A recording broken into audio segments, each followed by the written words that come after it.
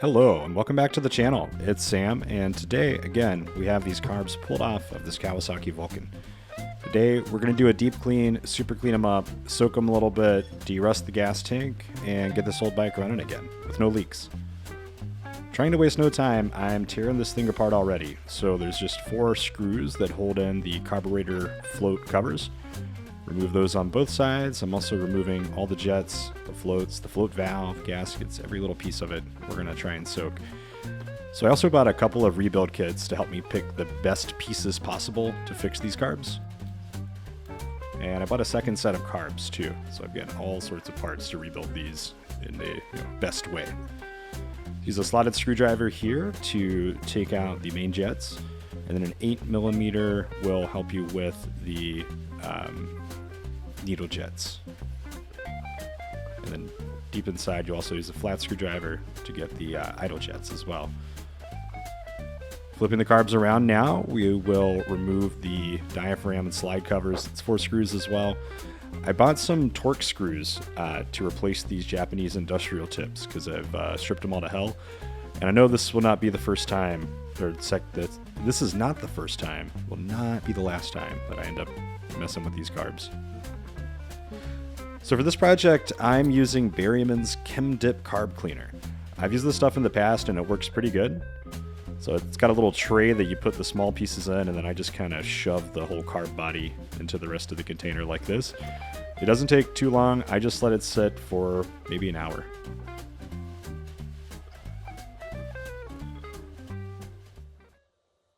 So we'll take everything out here, being kind of careful that we don't drop any of these pieces because they can be hard to dig out of this bucket.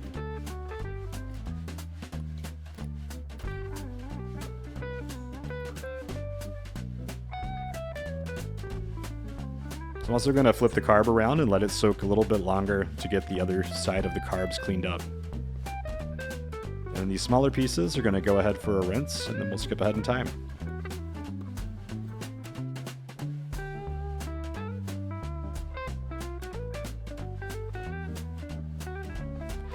So I want to be sure the carbs don't leak this time, and I did notice that we just had some gas dripping out of gasket areas and where seams come together. So I'm taking this wire brush to make sure everything really gets scrubbed off and we have clean surfaces mating together. And from there, it's time to rebuild with our nice, fresh, clean, or new pieces. So I'm using some rebuild pieces too. Here I'm installing my jets in the opposite order. First ones down were the pilot jets, then main, the needle.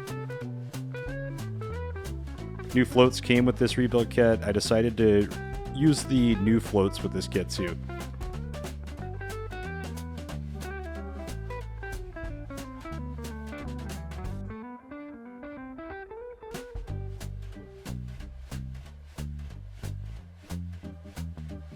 Instead of relying on my little homemade cardboard jig, this time I'm using my digital calipers to measure the float height.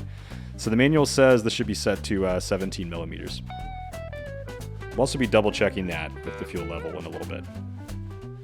Quick little blow test to make sure I'm happy, and then we can put on the float bowl covers. We turn the carbs around. It's now time to rebuild the other side. I'm reusing a lot of the pieces from my other older carbs, not a rebuild kit. So the same slide, same diaphragm, same springs. I am using new needles that came with the rebuild kit though.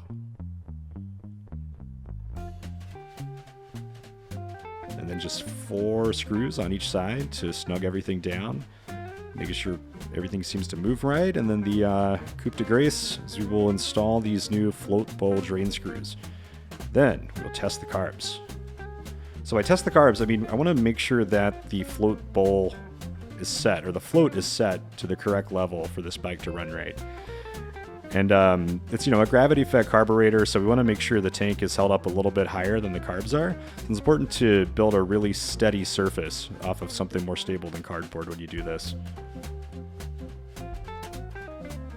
A quick consult of the manual, and I learned that we need to set the fuel level to 0.5mm plus or minus 1 above the bottom edge of the carb body. So it's really easy to test actually. It sounds more intimidating than it is. You just turn on the fuel source, which is my tank. Loosen the float bowl screw and then measure with the transparent hose. And mine is surprisingly within spec, or close enough. So now we're going to move back in time and talk about derusting this gas tank. And the first step in this derust is actually removing the old petcock. So this one had some leaks in the old video, and it's a newer style automatic shutoff that has some rubber membranes, and it's like vacuum controlled, and it can fail in weird ways. Luckily, there's only 2 screws holding it in. Unfortunately, I did strip the hell out of one of these screws, and I'm struggling to get it off. After a while, I did get the petcock removed, but I broke the bolt off. And after breaking the bolt off, you really want to hope and pray that your pliers loosen it and you don't have to drill this thing. Yeah. All right, now we're ready to install the new petcock.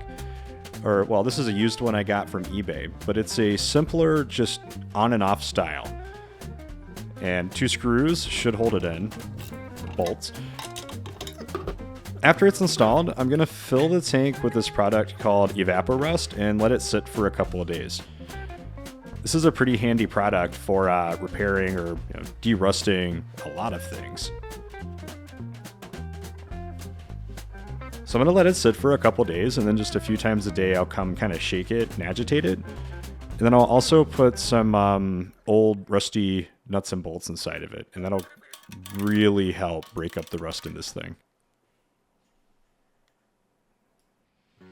So after a good 2 days of soaking, it's time to empty everything out. EvapoRust is reusable, so I'm going to re-empty it into my 5-gallon bucket.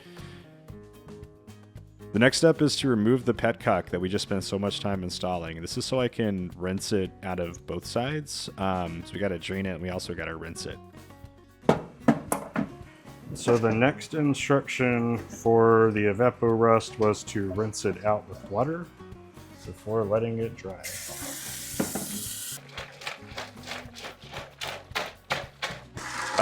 Yeah, we're on septic, so that's probably okay.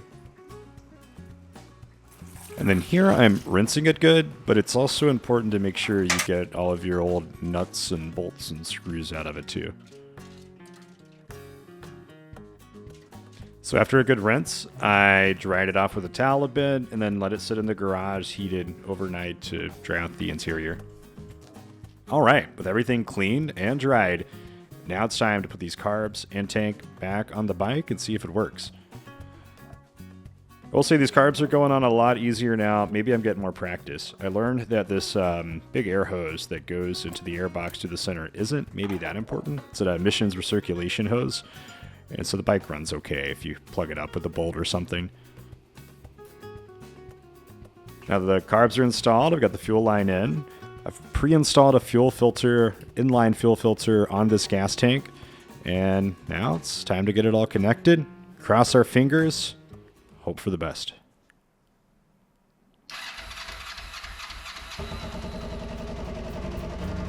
And there it is. All right. Stable idle. No leaks. Thank you so much for watching. There's still a lot more work to do on this Vulcan. Like and subscribe to see the next videos. We'll be adding the seat, rebuilding the instrument lights, and more.